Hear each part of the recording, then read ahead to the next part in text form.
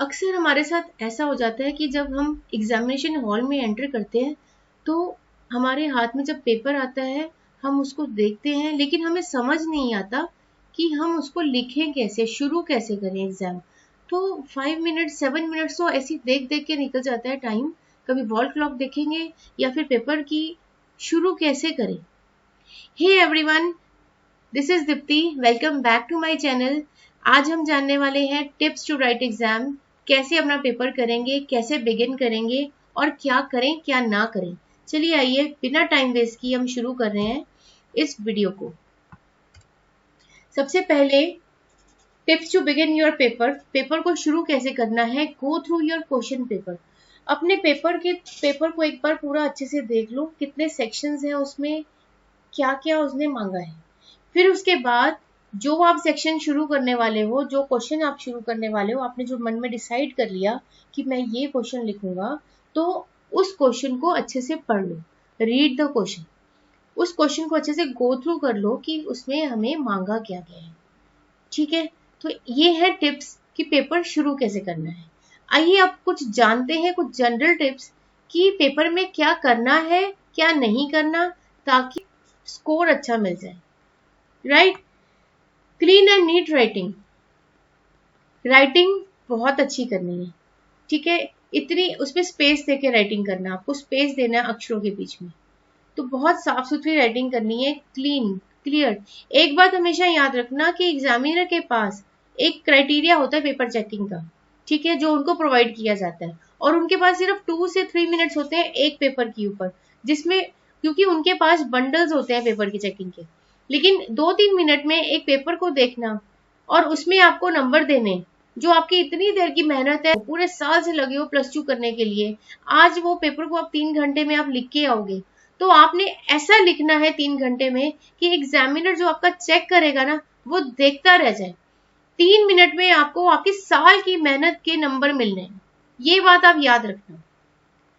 Paper ऐसे लिखना है कि जैसे कहते हैं ना, थाली में जब खाना परोस के देते हैं, तो जब वो परोसा हुआ मिलता है सुंदर सजा हुआ, कितना अच्छा लगता है। खाना चाहे जैसे भी हो, पर मन इतना अच्छा लगता है, पेट भर जाता है।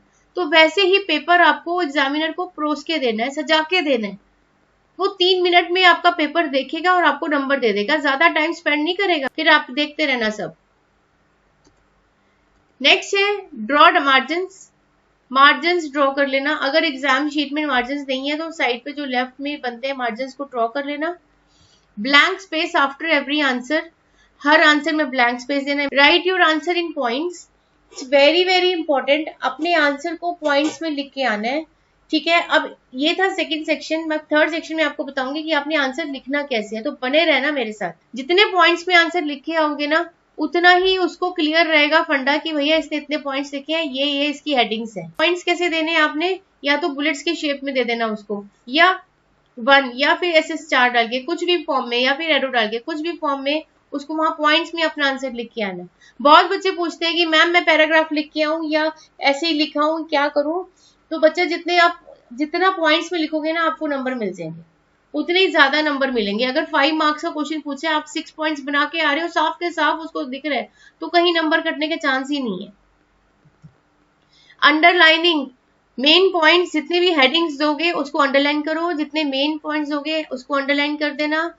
इंडेंटेशन क्या है, मैं अभी इसमें थर्ड सेक्शन में बता रही हूँ। ठीक है, मेन पॉइंट्स को अंडरलाइन कर लेना। जैसे आपने बहुत कोई अच्छी चीज लिख रही है अपने डेफिनेशन में, मीनिंग में, ठीक है, उसको अंडरलाइन कर देना। उसके बाद जो डेफिनेशन लिख रहे हो, अगर आप डेफिनेशन किसी ऑथर की लिख रहे हो, फॉर एग्जाम्पल अब कून्स ओडोनल की एक डेफिनेशन है, कून्स लिखेंगे ना, कून्स ओडोनल, उसको अंडरलाइन करके आना कि मैंने डेफिनेशन लिखी है। अंडरलाइनिंग बहुत इंपॉर्टेंट है।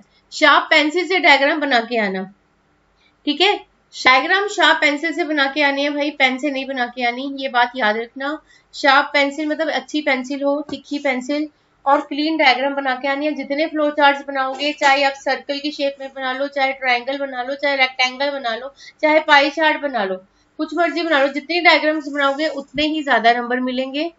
Try to write heading in language of NCERT, एक बात याद रखना, बिजनेस स्टडी, अकाउंट्स और इकोनॉमिक्स में जितने आप थ्योरी के क्वेश्चन लिखने वाले हो, खासकर बिजनेस स्टडी में जितने आप थ्योरी लिखने वाले हो, वहां पे उसके अगर आप मेन पॉइंट्स एनसीईआरटी वाली लैंग्वेज दे दोगे ना, तो आपको नंबर पक्के मिले पड़े हैं।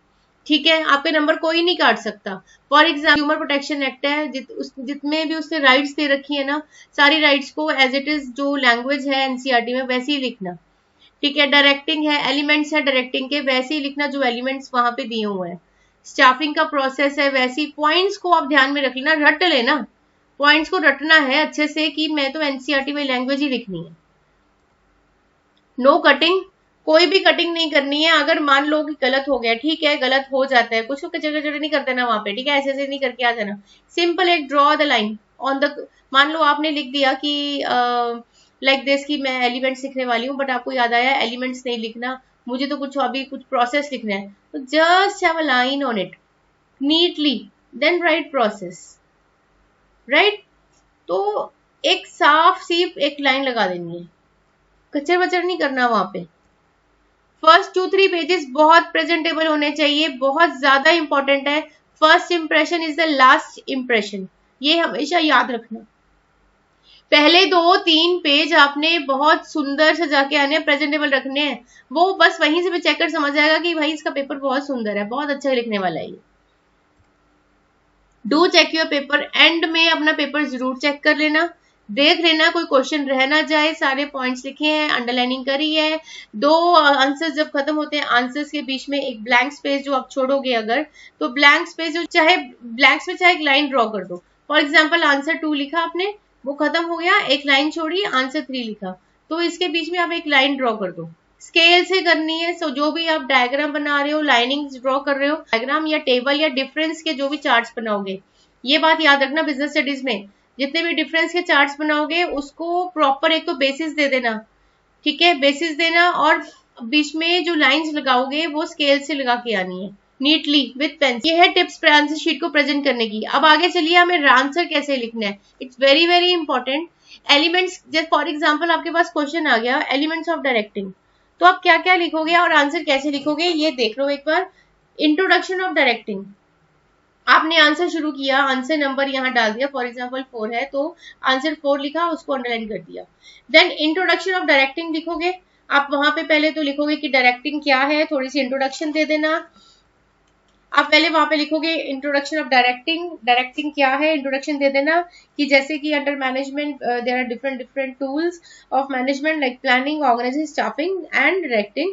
डायरेक्टिंग के बिना कोई भी मैनेजमेंट फंक्शन प्रॉपर नहीं चल सकता। तो आप इंट्रोडक्शन दोगे डायरेक्टिंग की धांसू सी, धमाकेदार इंट्रोडक्शन दो भैया, डायरेक्टिंग के बिना कुछ नहीं होने वाला, तो वही लिखना है इसमें। उसके बाद आएगा मीनिंग, मीनिंग में लिख के आओगी डायरेक्टिंग है क्या, एंट्री तो दे दी डायरेक्टिंग की, भैया डायरेक्टिंग तो बहुत इंपॉर्टेंट एलिमेंट है, लेकिन मीनिंग क्या दोगे, मीनिंग में लिख के आना है कि डायरेक्टिंग क्या है। Directing refers to guiding, communicating, inspiring people so that objectives can be achieved, right? It is also management in action. It is that part of management process which ensures efficiency, effectiveness of employees. तो ये हो गया meaning, तो अच्छे से meaning लिख के आना है इसका। देन उसके बाद आपने देनी है डेफिनेशन, कून्स और डोनल की जैसे आप डेफिनेशन है, बहुत ही ज्यादा सिंपल है। Direction is the executive function of guiding and observing subordinates, एक छोटी सी लाइन की डेफिनेशन है बस। वो कून्स और डोनल अगर आपने डेफिनेशन दे दी वहां पे, तो पक्की लैंग्वेज को थोड़ा ध्यान रखना भाई, इधर उधर की लैंग्वेज मिक्स नहीं करनी है, ठीक है। और कून्स और डोनल को अंडरलाइन कर देना। उसके बाद जो आप कॉमा डालोगे, डेफिनेशन उसकी शुरू करोगे, inverted comma is begin, inverted comma and. Topic पे आओगे एलिमेंट्स ऑफ डायरेक्टिंग, क्या क्या डायरेक्टिंग के एलिमेंट्स है। तो एलिमेंट्स ऑफ डायरेक्टिंग को शुरू करने से पहले डायग्राम बना दो, ठीक है, स्केल से बनाना। एलिमेंट्स ऑफ डायरेक्टिंग में डायग्राम बना दी, उसके बाद आप शुरू करने जा रहे हो अपना पहला पॉइंट। अब यहाँ पे आती है इंडेंटेशन, जो मैंने प्रीवियस स्लाइड में बोला था आपको। इंडेंटेशन का मतलब होता है कि यहाँ से लेके यहाँ तक थोड़ी जगह गैप दे दो, ये वाला गैप डाल के यहाँ पे अपनी बिंदी लगाओ, बुलेट लगाओ, पॉइंटर लगाओ या कोई भी मार्किंग लगाओ, पॉइंट बेसिक लिख दो। फिर डायरेक्टिंग का जो है सुपरविजन, क्या है सुपरविजन, ठीक है। तो इंडेंटिंग ऐसे करना है। ऐसे ही नंबर 2 खत्म हो गया, इसके बारे में एग्जांपल्स जरूर देके आनी है। बिजनेस स्टडी में जितनी एग्जांपल्स दोगे आपके नंबर है। हो सके कहीं किसी क्वेश्चन में केस स्टडी डाल सको तो केस स्टडी भी डाल देना, डिपेंड अपॉन दी मार्क्स। जैसे एटीएम की केस स्टडी है कंज्यूमर प्रोटेक्शन एक्ट में, है ना, तो इस तरह से कोई ना कोई केस स्टडी जरूर डाल के आना, और बड़ा बड़ा लिख देना वहां पे केस स्टडी, और अंडरलाइन कर देना उसको कि आप केस स्टडी इंट्रोड्यूस कर रहे हो कोई अच्छी सी। क्लियर है? केस स्टडी कहाँ आएगी, यहाँ आएगी जब आप अपने एलिमेंट्स लिख लोगे, उसके बाद आएगी, उसके बाद आप कंक्लूजन पे आ जाओगे। तो आपके मेन जो चीजें हैं वो है introduction, meaning, definition, main body, answer क्या है, देन कंक्लूजन। इंट्रोडक्शन और कंक्लूजन क्लियर है? अब ये मत कहना मैडम इंट्रोडक्शन क्या है, मैम कंक्लूजन क्या है। तो इंट्रोडक्शन का मतलब समझ में आ गया, किसी टॉपिक को धांसुली इंट्रोड्यूस करना, भाई क्या है डायरेक्टिंग, कहाँ आता है मैनेजमेंट में। फिर लिख दो भैया मैनेजमेंट तो पॉसिबल ही नहीं है, और जितना हो सके हर जगह एक पॉजिटिव कंक्लूजन देके आना है, पॉजिटिव पॉजिटिव एंडिंग करके आना आपने किसी भी आंसर की, ठीक है। कोई भी अगर कॉन्ट्राडिक्टरी आता है, क्रिटिसिज्म आता है, तो पॉजिटिव एंडिंग देके आनी है आपने, ना इधर की ना उधर की। Is it clear? So this is all about how to write an answer, what are the tips, what is the strategy के बारे में मैंने पहले अपनी वीडियो में बता चुकी हूँ, वो वीडियो आप मेरी देख सकते हो मेरे चैनल पे। आपके पास ऐसे ही छोटी छोटी वीडियोस ला रही हूँ जिसमें डिफरेंट डिफरेंट टॉपिक्स को मैं डिस्कस करूंगी, और आपको वो टॉपिक्स धीरे धीरे और पॉलिश होते जाएंगे। Thanks for watching, take care, bye bye.